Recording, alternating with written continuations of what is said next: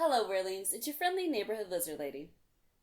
This is part of the Staircase series and a standalone video, which means you can listen to this without having to listen to the rest of the series. Who wants to know what an Alford plea really is? Let's get into it. Let me first tell you the origin of the Alford plea. It comes from a 1970 U.S. Supreme Court case, North Carolina versus Alford. Henry Alford was charged with first-degree murder in North Carolina. That charge came with the death penalty if convicted. Alford's attorneys told him that the evidence against him was strong enough that a jury would probably convict. Alford insisted that he was innocent, but to avoid the risk of execution, he pled guilty to a lesser charge of second-degree murder and was given 30 years instead of death. Later, Alford appealed, saying his guilty plea wasn't truly voluntary, since he only did it to avoid death. The Supreme Court ruled a defendant can retain innocence while still entering a guilty plea, if the plea is made voluntarily and intelligently, and there's enough factual evidence for conviction. So, translation, I'm not saying I did it, but I know that the state has enough evidence to convict me, so I'll take the deal. So we have the perception problem. You walk out branded as guilty, even if you're maintaining your innocence. Employers, neighbors, family, people who just don't usually bother to understand the nuance. The sentencing problem. Judges can still sentence you like a guilty plea. And some are harsher in their sentencing if they feel like you are dodging responsibility. The appeal problem. You basically give up your right to argue about innocence later. Once you take an Alford plea, it's nearly impossible to challenge it. Michael Peterson's decision to take an Alford plea is a catch-22. He didn't want to risk a retrial and possible prison time. But now everyone labels him a murderer, despite the reality of what an Alford plea really means. Now, if you're like me, you've heard the phrase catch-22 a dozen times, but have not really understood what it means.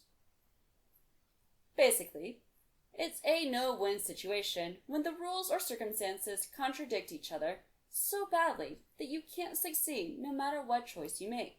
For example, you need work experience to get a job, but you need a job to get work experience. Let me give you some examples of Alford pleas.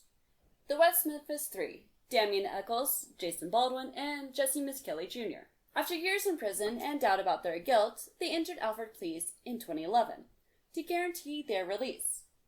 Media coverage, including documentaries and dramatizations, emphasized their persistent claims of innocence. Michael Peterson, who we are discussing throughout this multi-part series. In 2017, after maintaining his innocence for years and winning a retrial opportunity, he accepted an Alford plea to voluntary manslaughter. The plea allowed him to walk free due to time served, but he never admitted his guilt. Fred Stees, featured in investigative journalism pieces about prosecutorial misconduct. He was declared factually innocent by a judge after 20 years behind bars.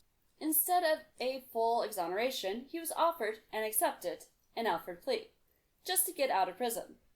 Media narratives stressed this strange but legal maneuver that kept his conviction intact on paper, despite declared innocence. Edward Lee Elmore, a lesser-known case. He was a death row inmate with intellectual disabilities. He entered an Alford plea and was released after 29 years. His story has appeared in true crime books and investigative reports as a stark example of wrongful convictions and plea complexity. So, let's recap. West Memphis 3, innocent but took a plea to escape jail via Alford plea. Michael Peterson, maintained innocence, accepted plea to avoid further imprisonment. Fred Stees, judge ruled innocent, but he accepted plea for immediate release. Edward Lee Elmore, intellectually disabled, maintained innocence, but took plea to finally go free. Now, how about some spoiler-filled pop culture wrongful convictions? People that we, the audience, know are innocent. They could take an Alford plea, some that probably should have. The Shawshank Redemption, originally a novella by Stephen King called Rita Hayworth in The Shawshank Redemption, originally published in 1982. Andy Dufresne's, he's the perfect example of the gold standard of wrongful conviction stories. He was convicted of killing his wife and her lover, though we know he didn't do it. He spends decades in prison, His story screams, everybody thinks you're guilty, even though we, the audience, know otherwise.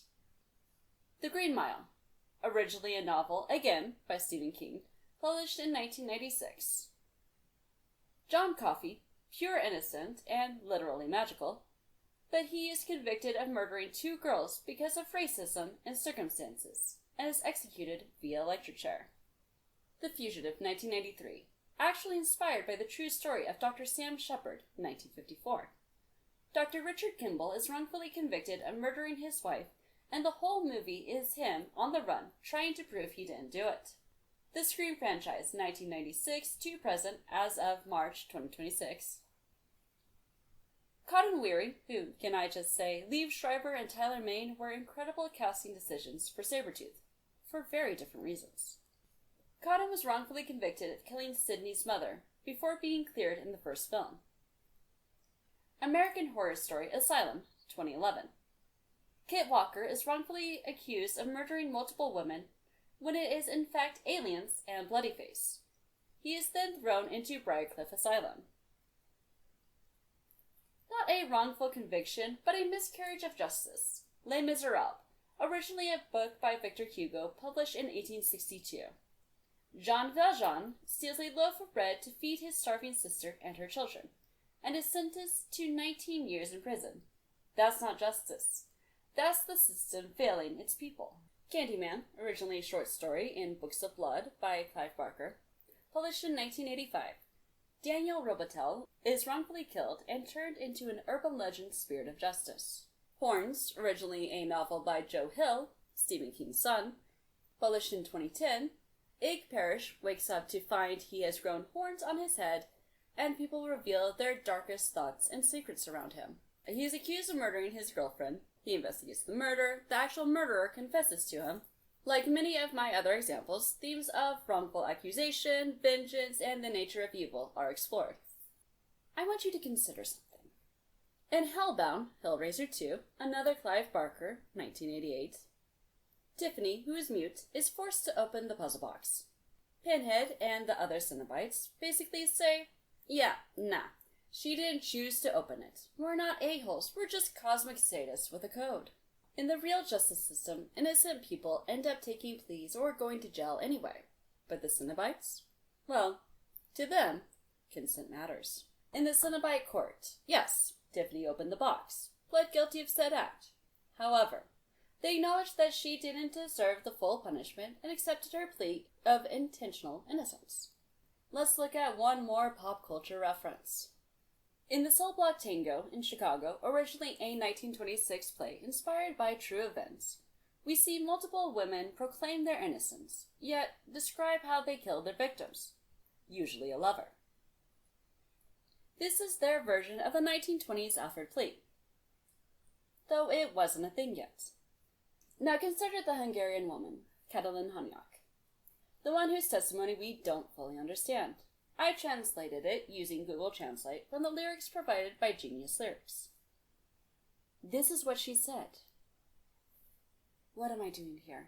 They say my famous tenant held my husband down, and I hit him in the head. But it's not true. I'm innocent. I don't know why Uncle Sam says I did it. I tried to explain it to the police, but they didn't understand. Why did Uncle Sam put me in jail?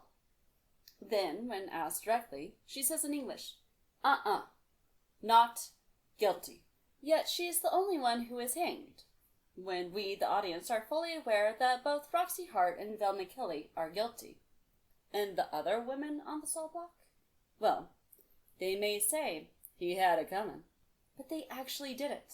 They are, in fact, guilty. Yet language barriers and racism are the two reasons an innocent woman was not given a fair trial. Clearly, real life influences pop culture, and creators want us to see both the real life monsters of humanity and the innocents that they harm. So, Weirdlings, the next time you hear about an Alford plea, don't be so quick to judge.